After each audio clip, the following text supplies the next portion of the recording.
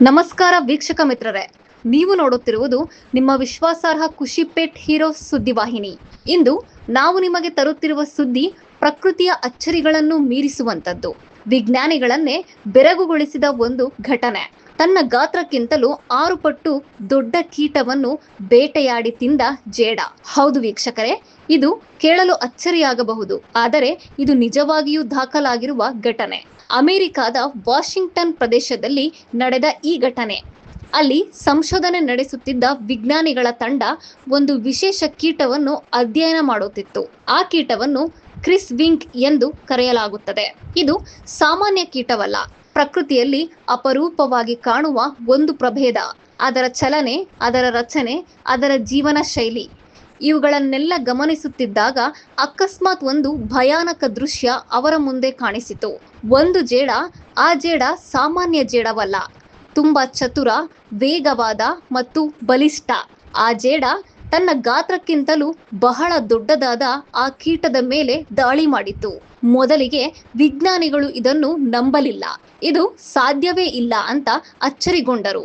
ಆದರೆ ಕೆಲವೇ ಕ್ಷಣಗಳಲ್ಲಿ ಆ ಜೇಡ ತನ್ನ ಬಲೆಯನ್ನು ಬಳಸದೆ ನೇರ ದಾಳಿ ಮಾಡಿ ಆ ಕೀಟವನ್ನು ತನ್ನ ವಿಷದ ಮೂಲಕ ಹಿಡಿತಕ್ಕೆ ತೆಗೆದುಕೊಂಡಿತು. ಈ ಸಂಪೂರ್ಣ ಘಟನೆ ಕ್ಯಾಮೆರಾದಲ್ಲಿ ದಾಖಲಾಗಿದೆ.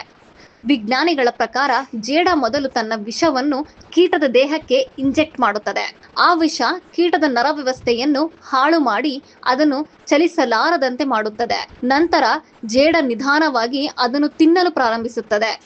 ಇದು ಪ್ರಕೃತಿಯ ಕ್ರೂರ ಸತ್ಯ. ಇಲ್ಲಿ ಮುಖ್ಯವಾದ ವಿಷಯ ಏನು ಗೊತ್ತಾ ವೀಕ್ಷಕರೇ? ಪ್ರಪಂಚದಲ್ಲಿ 50,000ಕ್ಕೂ ಹೆಚ್ಚು ಜೇಡಗಳ ಪ್ರಭೇದಗಳಿವೆ. ಆದರೆ ಅವುಗಳಲ್ಲಿ ಕೆಲವೇ ಜೇಡಗಳು ಮಾತ್ರ ತಮ್ಮ ಗಾತ್ರಕ್ಕಿಂತ ದೊಡ್ಡ ಕೀಟಗಳನ್ನು ಬೇಟೆಯಾಡುತ್ತವೆ. ವಿಶೇಷವಾಗಿ ಹಂಟಿಂಗ್ ಜೇಡಗಳು ಮತ್ತು ಟೆರಾಂಟ್ಯುಲಾ ಪ್ರಭೇದಗಳು ಇವುಗಳಲ್ಲಿ ಅತಿ ವಿಷಕಾರಿ ಜೇಡಗಳು.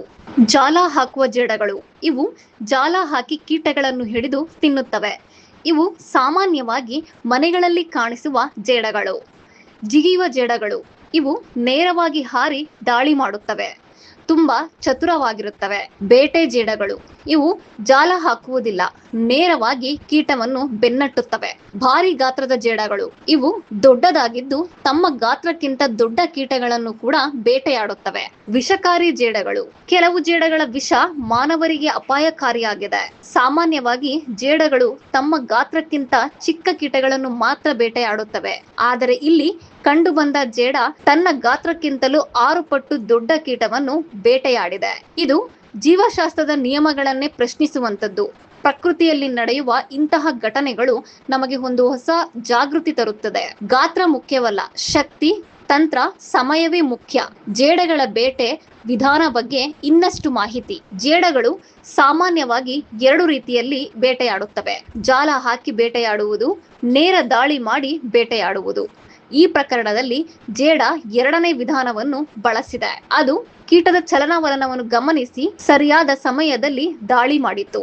ಇದು ಒಂದು ಪ್ಲಾನ್ ಮಾಡಿದ ಅಟ್ಯಾಕ್ ಅಂತ ವಿಜ್ಞಾನಿಗಳು ಹೇಳಿದ್ದಾರೆ. ಕೀಟಗಳ ಬಗ್ಗೆ ಮಾಹಿತಿ. ಕ್ರಿಸ್ ವಿಂಕ್ ತರಹದ ಕೀಟಗಳು ಸಾಮಾನ್ಯವಾಗಿ ಬಲಿಷ್ಠವಾಗಿರುತ್ತವೆ. ಅವುಗಳಿಗೆ ರೆಕ್ಕೆಗಳು ಇರುತ್ತವೆ, ವೇಗವಾಗಿ ಹಾರುತ್ತವೆ, ಶತ್ರುಗಳಿಂದ ತಪ್ಪಿಸಿಕೊಳ್ಳುವ ಸಾಮರ್ಥ್ಯವೂ ಇರುತ್ತದೆ. ಆದರೆ ಈ ಬಾರಿ ಅವು ಜೇಡದ ಬಲೆಗೆ ಸಿಕ್ಕಿವೆ. ಈ ಘಟನೆ ಪ್ರತಿಷ್ಠಿತ ಮಾಧ್ಯಮಗಳಲ್ಲಿ ವೈರಲ್ ಆಗಿದೆ. ಜನರು ಇದನ್ನು ನೋಡಿ ಅಚ್ಚರಿಗೊಂಡಿದ್ದಾರೆ. ಕೆಲವರು ಇದನ್ನು ಭಯಾನಕ ಅಂತ ಹೇಳಿದ್ದಾರೆ. ಇನ್ನು ಕೆಲವರು ಪ್ರಕೃತಿಯ ಅದ್ಭುತ ಅಂತ ಹೇಳಿದ್ದಾರೆ.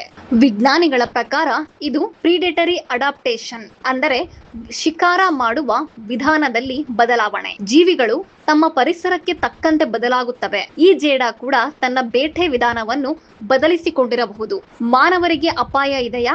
ವೀಕ್ಷಕರೇ, ಈ ಪ್ರಶ್ನೆ ಎಲ್ಲರಿಗೂ ಬರುತ್ತದೆ. ಇಂತಹ ಜೇಡಗಳು ಸಾಮಾನ್ಯವಾಗಿ ಮಾನವರಿಗೆ ಅಪಾಯಕಾರಿಯಾಗಿರುವುದಿಲ್ಲ. ಆದರೆ ಅವುಗಳನ್ನು ಕೆದಕಿದರೆ ಅಥವಾ ಹತ್ತಿರ ಹೋದರೆ ಅವು ಕಚ್ಚುವ ಸಾಧ್ಯತೆ ಇದೆ. ಆದ್ದರಿಂದ ಎಚ್ಚರಿಕೆ ಅಗತ್ಯ. ಹಳೆಯ ಮನೆಗಳು, ಗೋಡೆ ಬಿರುಕುಗಳು, ತೋಟ ಪ್ರದೇಶಗಳು, ಇಂತಹ ಜಾಗಗಳಲ್ಲಿ ಜೇಡಗಳು ಹೆಚ್ಚು ಕಾಣಿಸುತ್ತವೆ. ಅದಕ್ಕಾಗಿ ಸ್ವಚ್ಛತೆ ಕಾಪಾಡಿ. ಜೇಡ ಜಾಲಗಳನ್ನು ತೆಗೆದುಹಾಕಿ. ಪರಿಸರದ ಸಮತೋಲನ. ಜೇಡಗಳು ಪರಿಸರದಲ್ಲಿ ಪ್ರಮುಖ ಪಾತ್ರ ವಹಿಸುತ್ತವೆ. ಅವು ಕೀಟಗಳನ್ನು ನಿಯಂತ್ರಿಸುತ್ತವೆ. ಇದರಿಂದ ಬೆಳೆಗಳು ಮತ್ತು ಪರಿಸರಕ್ಕೆ ಲಾಭವಾಗುತ್ತದೆ. ತನ್ನ ಗಾತ್ರಕ್ಕಿಂತಲೂ 6 ಪಟ್ಟು ದೊಡ್ಡ ಕೀಟವನ್ನು ಬೇಟೆಯಾಡಿದ ಈ ಜೇಡ ಪ್ರಕೃತಿಯಲ್ಲಿನ ಅಚ್ಚರಿಯ ಒಂದು ಉದಾಹರಣೆ. ಇದು ನಮಗೆ ಹೇಳುವುದು ಏನೆಂದರೆ, ಶಕ್ತಿ ಅಂದರೆ ಗಾತ್ರದಲ್ಲಿಲ್ಲ, ಬುದ್ಧಿ ಮತ್ತು ತಂತ್ರದಲ್ಲಿದೆ. ಧನ್ಯವಾದಗಳು ವೀಕ್ಷಕ ಮಿತ್ರರೇ. ಇನ್ನಷ್ಟು ಇಂತಹ ಕುತೂಹಲಕಾರಿ ಸ್ಟೋರಿ ನೋಡಲು ಖುಷಿಪೇಟ್ ಹೀರೋಸ್ ಜೊತೆಗೆ ಇರಿ.